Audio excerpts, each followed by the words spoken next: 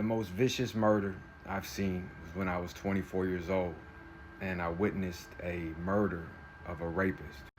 This was one of the coldest things, and not just from seeing it, as I relive it in my mind as I talk to you right now, the way they planned it, the way they executed it. I arrived to my unit, 24 with a chip on my shoulder. I'm not going to be a victim.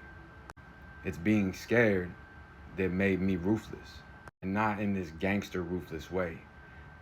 I come so accustomed with death and chaos and madness that I refuse to be a victim. So within, I say, a week of me being there, I'm caught up in a fight that turned into a stabbing. This is where I get introduced to the gladiator fights that are happening in the Florida Department of Corrections. These same things are what possibly cost Ricky Martin his life, an inmate that was put in a cell with a known killer who beat him and tortured him to death. Because prior to that, he wrote the officers up for the gladiator fights. What they would do is, if you had an issue with somebody or a pedophile they wanted to get rid of, they put him in a cell with y'all. Sometimes they gamble on y'all. It's called the Chipley Five. It got out of hand. Being back there for the first time is when I really learned what this is all about. There's no such thing as a release date, and time doesn't exist, only opportunity. I get moved to a lower custody, but still in a controlled movement setting, in a lockdown unit. Two dudes are a part of an organization that had a lot of power on the compound, Webb and Beetlejuice. And he got that nickname because of his face. The boy looked like a rotten tomato, is the best way I can explain it. Good dude. Beetlejuice was one of my roommates in confinement. Older dude, both doing life sentences for murders. And though I never wanted to be a part of an organization, ever, because I feel like, what do I look like having to pay the consequences for what another man does wrong, or just wait for someone to tell on me? Especially when you have a life sentence and your organization is running the politics on the compound. I have my respect, and it wasn't even 2 weeks that went by before I did what's called razor tag. And I had put a razor blade in a toothbrush, as I told y'all before, and sliced a chomo that had hurt a child. I don't know who he was, where he was from. I just know that he hurt a child. That was all I needed to know. I gave him 1 Roman numeral. I thought I got away with it, but I didn't. I come back to the dorm. They got like a crime scene type of thing. They're looking for blood on my shoes, my clothes. They take me to confinement, and I actually end up beating it in administrative confinement. Back there, I get a letter from Beetlejuice, asking me if I'm good, you want anything. I'm always good. I don't want anything from anybody. It's not that it's a fear or I feel like there's ulterior motives. I just don't want anybody to think that I'm your friend, because in order to survive in a place where this stuff becomes normal, you have to go insane to remain sane. And no one is your friend, no one is your enemy, but everybody is your teacher, except the chomos. They can get it. The rapists, the pedophiles, yeah, they're always gonna get hit. I didn't know why Beetlejuice was like really being so friendly to me. Not in a weird way or like a try me way, but more like little brother, like ever since I hit that chomo in the face. Well, I found out that he came from a home where he was brutally just sexually assaulted as a child. Nobody believed him. DCF failed him, lied on paperwork, as we always know. That's what they do. And hurt people. Yet, not all the time. Sometimes they try to help people. And in his mind, he was a loyal, good dude that just, you could be nice to him for a day and he would think you were family. You know what I mean? And as long as you didn't have fucked up charges, he was cool with it. But if you hurt women, children, rapists, pedophile, man, it was a motherfucker, man. And I get out and I get transferred to the other side of the same compound, but like transferred to the other side. There's 2 sides of the prison. It's almost like 2 prisons within one. He's working laundry. He gets me in the unit with them. He's like, cool, man. Hey, I'm happy what you did. So at first I thought he was trying to get me to like probate with their organization, be a part of their nation and stuff, but it wasn't even like that. He just respected my ideology of feeling like it's some type of karmic lubricant to light these chomos up, and I would do it for you, me, anybody. I don't have regrets in life. Everything I did, I knew the consequences. I did it with intention. I might ask for forgiveness for certain people, but I don't have a regret because that's unfair. And he started talking to me and telling me that he's been waiting 5 months for this day. And I'm thinking, man, he must have a visitation or something. Like, what could Beetlejuice really have going on for himself?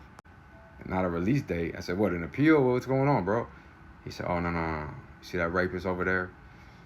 Protective management right there? They had the right across from where we were in like the CM door. He goes, yeah, he goes home in about 72 hours. I'm going to whack him right on his last day.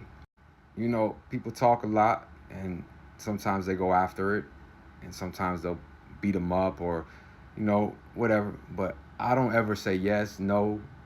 I just say, damn, that's crazy, Well, the days went by, and this dude who raped 2 women hid in his cell thinking he was going to make it.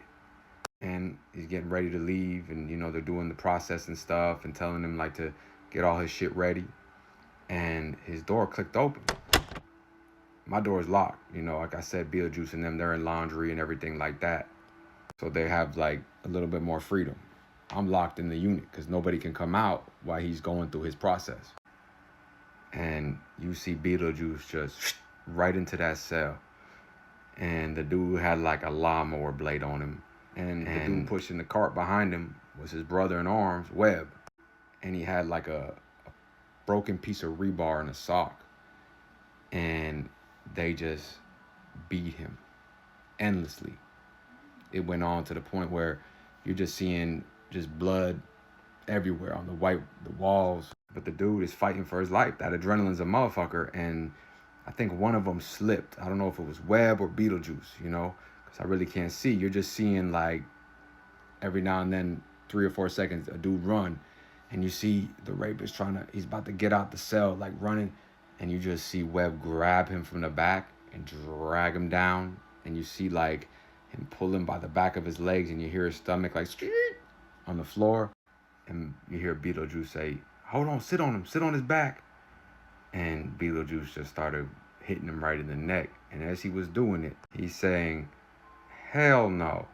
You think I could let you out this building with my family out there? Come on. Where's that energy like you had with those women? Kicked him. Officers come in, pepper spray him, take them all down, cuff him. See, that dude was getting away with hurting women for years. Probably on all levels. And you know how the system, they don't believe him. Probably cover shit up. They just don't care for some reason. Yet, the system got twisted on him. He made it all the way through his bid. He was poisoned and had shit thrown in his face and scarred up. But to sit there and wait 5 months for a rapist to go home just to kill him, that's a powerful message. And I'll never forget that day. That was when I really felt like, man, the only justice these women, children, and so many other people, men, as young boys get, are when they deal with the results of the victims they made. And what I mean by that is, Beetlejuice wasn't hurt by this man, but he was hurt by somebody else. His mom was hurt, his sister was hurt by somebody else. So that little boy in him grew up in the penitentiary. He wasn't out there hurting people. Because you were abused, he's gonna go abuse other people. That's bullshit. That's an excuse. He was abused, and yeah, he got drugs and was depressed and went through a lot of pain and suffering because he couldn't deal with it. Yet the only people he truly brutalized were the ones that went after innocent kids, innocent women. And it's like these chomos and rapists, they plant a seed in these young ones, and they go to prison and get killed by one of them. They grew. And you could see, that's that rage. That's that little young man in him that was terrified, that couldn't protect his family, was lied to by DCF, taken from his home, and brought to the predators over and over again. Just no fear, no hesitation. And the predator, now they're the victim, right? Later on, I would get a letter saying that Beetlejuice had committed suicide. He had a lot of pain on him, but he always laughed, always joked. But it's ones like those that hurt the most. Stay out, stay free, us.